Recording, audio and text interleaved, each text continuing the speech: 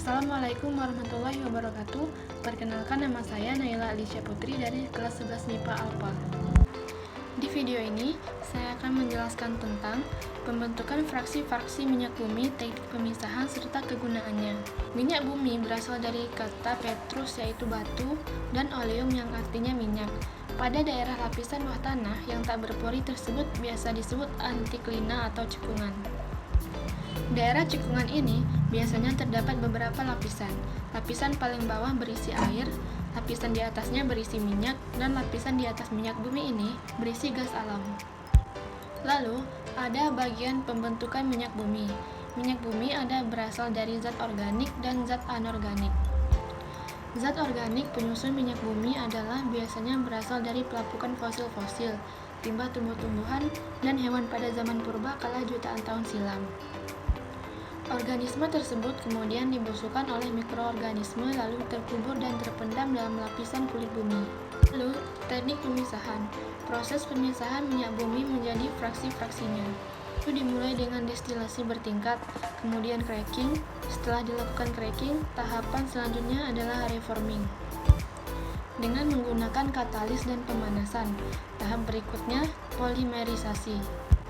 Dilanjutkan treating dan terakhir blending.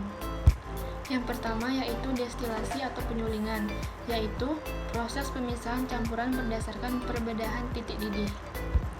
Yang kedua, cracking. Cracking ini adalah pemisahan molekul-molekul senyawa hidrokarbon yang besar menjadi molekul-molekul senyawa hidrokarbon yang lebih kecil. Yang ketiga adalah reforming.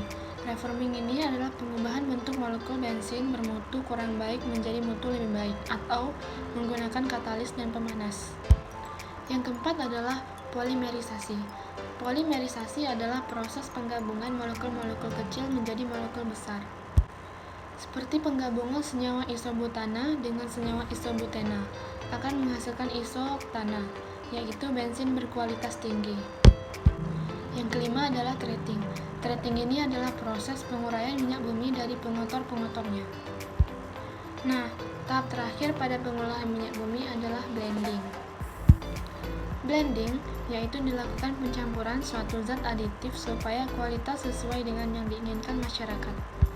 Nah, yang terakhir yaitu fraksi-fraksi minyak bumi dan kegunaan dalam kehidupan.